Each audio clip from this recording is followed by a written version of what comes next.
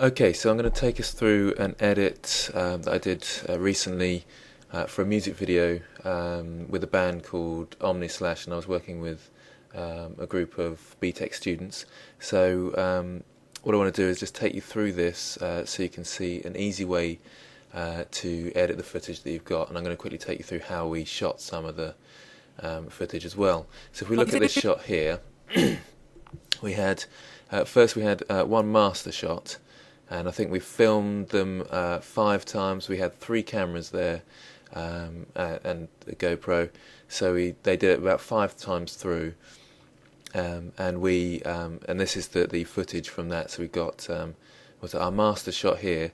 On the master shot, we were trying to do, that's the shot that you'd always go back to, so you can experiment with your other shots, but you'd always go back to that master shot on this bit here, and it's a nice safe shot where you don't really experiment much, and you make sure you get it right all the time. Then if you make mistakes in other shots, you just cut those bad bits out and go back to the master shots if you need to. And the master shot, if I show you that, if I get this up here and just drag through, you can see, if I play it back. Okay, so you can see there that it's fairly boring. A bit of camera movement.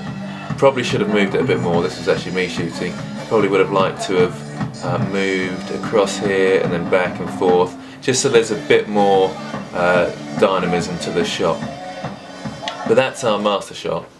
You can see from this as well, we've got 3 lights in the background, 3 lights there, and you can see this is again the master shot on this side. They're quite nice. They're red heads, 500 watt each, and they give this nice sort of lens flare, and they really sort of burst out behind these guys, Omni Slash.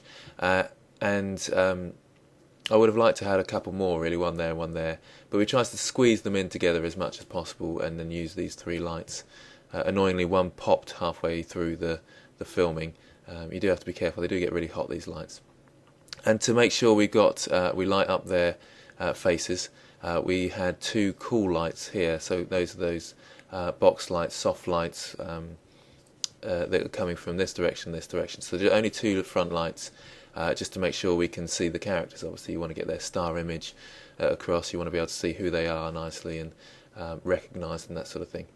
I should just say that Omni Slash were fantastic performers. They did a really great job. It was really good to work with them because they could, we've just said off you go, they performed it 5 times perfectly each time, and they were brilliant, really nice to work with, so thanks very much to them. Okay, so after we do the master shot, then you go to more creative shots. So if you see the GoPro footage here, which was a real winner on the day, I think, you can see here, it does lag a bit, the GoPro footage. So you can see sort of, and it's nice and easy, you can just sort of move the camera around, got a nice wide angle to it, and it's quite a lot of fun. And we did a whole take of the drummer there, and then we did another one where we had lots of camera movement. And this is just moving the camera around quite a lot to give it quite a lot of dynamism and excitement to the shots, and you can easily cut to this and there's loads of things happening in front of camera and it's moving all over the place. Lights are bursting through behind, we can get close into the guitar, and quite a lot of fun. So we're using the GoPro footage quite a lot, but it's obviously it's not as good as the DSLR. If you look at how the DSLR copes with the light, the GoPro you can't change its exposure at all, so you've got that issue there. Okay, so if we go to our cut, what I've done is I've lined all the 9 pieces of footage on top of each other. These are just sort of like a little intro sequence where we see each of the band's members' faces. Again, the star image getting across there, introducing you to the band. And then we go into the actual footage, and we've got, so the master shot is a long shot of them all, well, it's a medium long shot of them all, and then we've got close-ups and medium shots, so there's more camera movement, shot from the side, and shot of the drums. So you can see there's we've sort of moved in and we've chosen specific shot sizes for each of the cameras. And all I've done, line them up, you sync them up, that's probably another video to do, but you sync them up with the sound, and then I'm literally just cutting between each track. And you can almost do that at random. If you've got good footage, you can kind of randomly go through. But whenever you get a bit of bad footage, you just get rid of it and go to the one underneath, or you think, right, we haven't seen the bassist for a while, let's see him, that sort of thing. Okay, so if I take you along, there's a nice bit of camera movement there, moving up to the lead singer Kyle's face, and then you go to a mid shot. And the thing that I've done here is I've got this piece of footage here, but I could have deleted all the ones underneath it, but I haven't, in case I think, actually, I don't like that shot, I'm going to change it for a different one, so I can just get rid of it and have the one underneath. Or I can extend this one out and bring it back across and see if that was any good.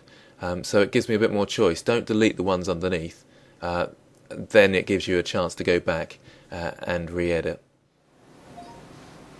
The other thing that's important to think about is placing your markers across your footage. So if I play this back from about here, you can see that what I've tried to do is put markers in, and now, and then another marker in there, and a marker there, and I'm trying to get the markers to line up with the beat. That's very debatable about what sort of music you have, as to where you put your markers. This is a fairly upbeat, fast-paced song, so we probably want quite a lot of markers because we want a lot of cuts. Once you've done your markers, then you can basically cut down each of the pieces of footage on that marker, and that should then line up with the beat, so it's cutting to the rhythm, as it were, and that should help your edit. And then literally, once you've got your markers and you cut every piece of footage down, I've squashed the markers together because that's where it goes into the chorus here, I think it is. And I could have spent some time and done a creative edit where it's sort of dun dun dun dun dun and cut and into our main singer here, Kyle. So using the markers can really help you line up where you want to make your cuts. And obviously Final Cut has their cut tool. You can have a sort of you can cut down all the footage that's selected, and that's quite a handy tool. So select the sort of double razor and cut all the footage, and then you get all these tracks nicely lined up. And then it's literally just a case of deleting the ones that you don't want. That's why you put the master at the bottom, because that's the one, if you think that didn't work, all the way down, none of them worked, then you go to the master one. You might want to use the master as well, just to have that long shot every now and again. Here's the band, look at them all, aren't they brilliant? Okay, I think that's everything. Thanks for watching.